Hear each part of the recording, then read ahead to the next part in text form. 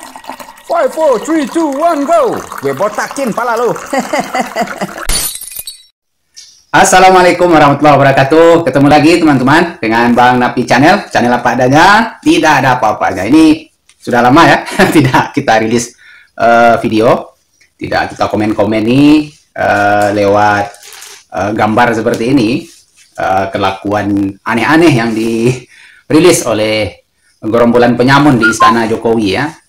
Mulai dari soal penetapan anggota KPU dan Bawaslu yang syarat kepentingan politik juga, dan ada banyak orang-orang yang ditempatkan di KPU dan Bawaslu justru akan membahayakan suara para pemilih di pemilu 2024 itu nantinya. Kenapa? Kalau di pemilihan itu yang menang A, lalu kemudian ditetapkan oleh KPU B orangnya, kemudian dan itu bersengketa sampai ke Mahkamah Konstitusi, maka ya sudah barang tentu kejadiannya akan seperti tahun 2019. Lalu ada banyak persoalan terkait juga dengan presidensial threshold yang masih 20% ya, gugatannya sudah banyak yang berguguran ini. Kemarin terakhir itu gugatan Pak Gatot Nurmantio juga dianulir oleh Mahkamah Konstitusi karena dianggap beliau tidak mempunyai legal standing ya. Bagaimana mungkin rakyat pemilih tidak punya legal standing? Jadi hak suaranya ada, tapi hak hukumnya tidak ada ya. Haknya untuk memperjuangkan suaranya di pemilu tidak ada. Itu kan konstruksi hukum yang rancu. Lalu ada banyak berita-berita soal terorisme ya, terkait kemarin ada yang terbaru putusan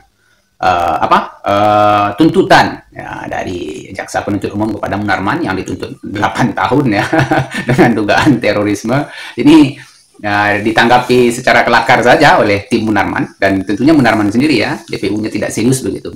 Jadi kalau orang dituduh teroris itu kan ancamannya kan serius ya, 20 tahun atau seumur hidup, mestinya hukuman mati kan begitu tuntutannya. Kalau 8 tahun ini kan jelas syarat kepentingan sesuatu yang mungkin ini akan membuka borok ya terkait dengan peristiwa KM 50 juga yang ada di kepala Munarman, karena memang skenario-nya seperti itu.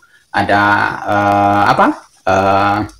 kerja-kerja atau propaganda media ya yang dibuat untuk mendiskreditkan Bang Munarman ini.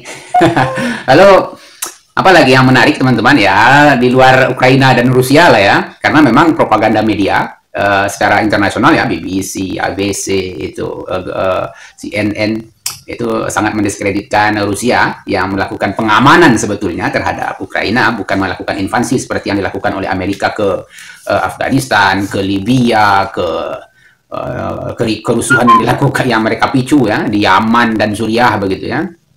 Lalu seperti apa pencaplokan yang dilakukan oleh Israel terhadap tanah di Palestina begitu kan ya, tidak diberitakan secara berimbang begitu. Kemudian ada persoalan di Irak yang kembali viral ya, bagaimana Saddam Hussein yang dituduh menumpuk uranium untuk membuat senjata pemusnah massal ya kan. Bom atom katanya kan, sampai sekarang tidak ketemu ya kan begitu. Lalu Osama bin Ladennya juga sudah dibunuh di Afghanistan kan begitu, tapi tidak ada bukti ya kan.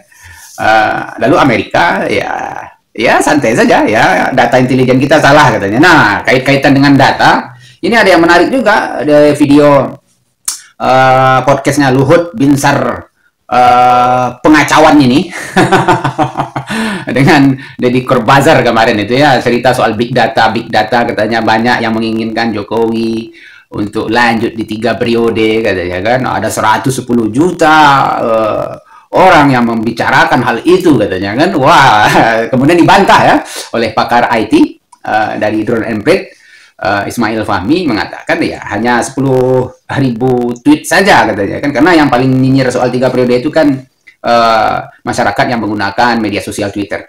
Hanya 10.000 akun saja katanya, dan itu terkonsentrasi begitu ya, sengaja di buzzer, sengaja dibuat berisik begitu, padahal datanya bohong semua gitu ya. Jadi big data atau big bacot sebetulnya kan. Jadi apa yang dikatakan Luhut ini datanya data kacau dan datanya data halu ya. Karena saya menduga ini rezim ini akan hancur sehancur-hancurnya ya. Rezim Jokowi ini akan habis sehabis-habisnya setelah periodenya berakhir, dan mereka akan menerima akibat dari apa yang sudah mereka perbuat selama 2 periode ini. Kita lihat saja ini ya. minyak goreng langka, pupuk mahal, sembako harganya kucar-kacir, BBM ya kan. Dia malah pergi camping-camping di arena pembangunan ibu kota negara yang baru. Lalu ada keberisikan, keributan masyarakat juga soal pemaksaan ya ASN untuk membeli tiket di Mandalika. Ini saya coba mereview beberapa hari ini karena memang sengaja saya tidak rilis video karena ini akun YouTube sudah napasnya sudah sampai tenggorokan begitu ya, sudah di SP2. Bahas soal micin ya kan. Lalu kemudian ya berisik soal kemarin wayang ya kan. Lalu ya bergulir lagi isunya sampai kemarin ke logo MUI yang dirubah-rubah menyalahi kaidah penulisan khat ya kan. Banyak komentar yang justru lucu begitu ya terkait dengan sertifikasi halal yang selama ini dikelola oleh MUI lalu kemudian akan diambil alih oleh BPJPH Kementerian Agama begitu. Kalau merujuk kepada undang-undangnya ya justru MUI memiliki peran sentral karena ini bukan soal filosofi gambar itu apa ya filosofinya begini begana menghadap Tuhan macam-macam lah kan. Ini kan bukan urusan soal filosofi, ini urusan syariat seperti yang dijelaskan oleh banyak guru ya, oleh banyak ulama. Ini persoalan syariat, ini persoalan halal haram yang menentukan hidup umat Islam ya. Jadi 1 gram saja masuk yang haram dalam tubuh orang itu ya rusak otaknya ya, rusak hatinya. Jadi rusak badannya kan begitu.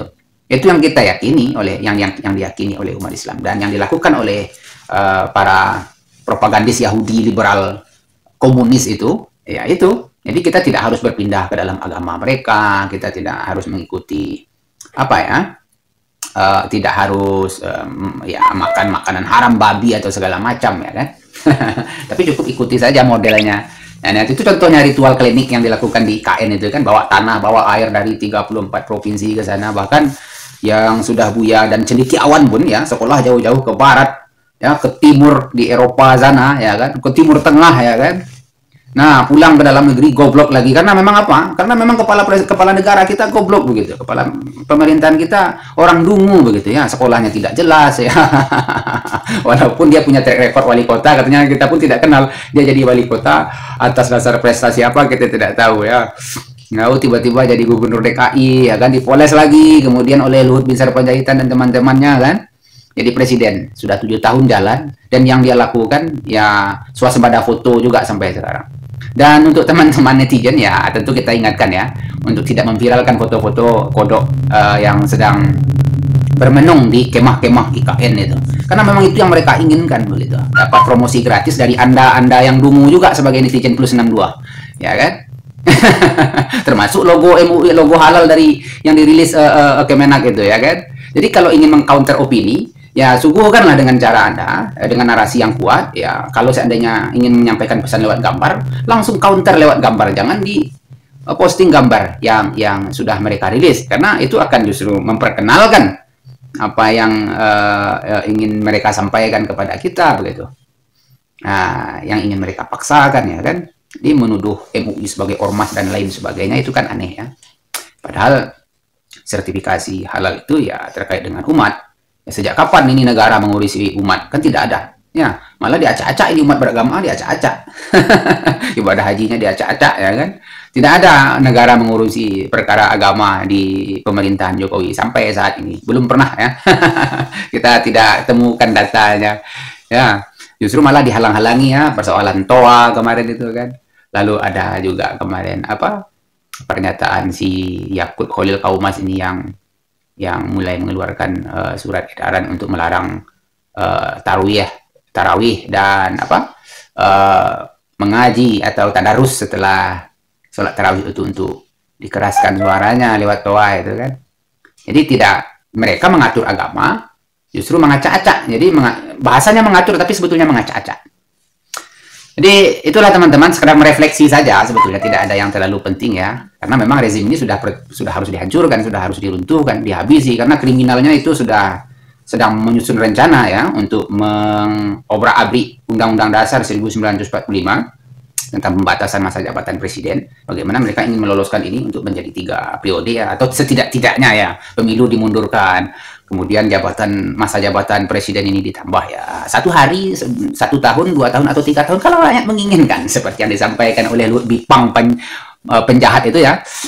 Jadi kalau saya perhatikan ekspresi Luhut di sana, matanya sedang berbohong. Berbeda apa yang dikatakan oleh matanya dengan apa yang diucapkan oleh mulutnya. Seperti itulah orang kafir ya, orang-orang zindik begitu. Jadi dia mulutnya mengatakan A, tapi matanya mengatakan B. Mulutnya mengatakan iya, matanya mengatakan tidak. Jadi bahasa itu secara psikologi ya dapat kita pelajari lewat mimik ya. Demikian teman-teman. Jadi sebetulnya mereka sedang takut ya. Mereka akan dihabisi satu persatu setelah rezim ini berakhir dan tidak akan diingat sebagai prestasi apapun dalam sejarah Republik ini berdiri sejak merdeka 76 tahun yang lalu. Nah, itu yang mereka khawatirkan. Mulai dari sejarah kemarin juga yang diubah-ubah ya kan, persoalan surat serangan umum 1 Maret ya kan. Nah, ini kan sudah kacau balau ini pengetahuan generasi pendidikan kita. Dan sampai hari ini juga persoalan pendidikan tidak ada komentar ya. Apakah memang ini satu program terstruktur yang sudah direncanakan untuk membodohi 270 juta masyarakat Indonesia? Ya kalau gerombolan Bipang ya, gerombolan cebong pendukung Jokowi, ya itu ya kapirun pendukung Luhut juga ya kan. Itu kan memang ini tujuannya, memang ini maksudnya kan. Tentu kita tidak ingin kita meninggalkan generasi yang bodoh ya kan. Dungu ya kan. Bego ya kan. Jauh-jauh sekolah ke barat, ke Eropa, ke Timur Tengah ya kan, diajak ritual klinik. Mau pula. Di mana otaknya coba? Assalamualaikum warahmatullahi wabarakatuh.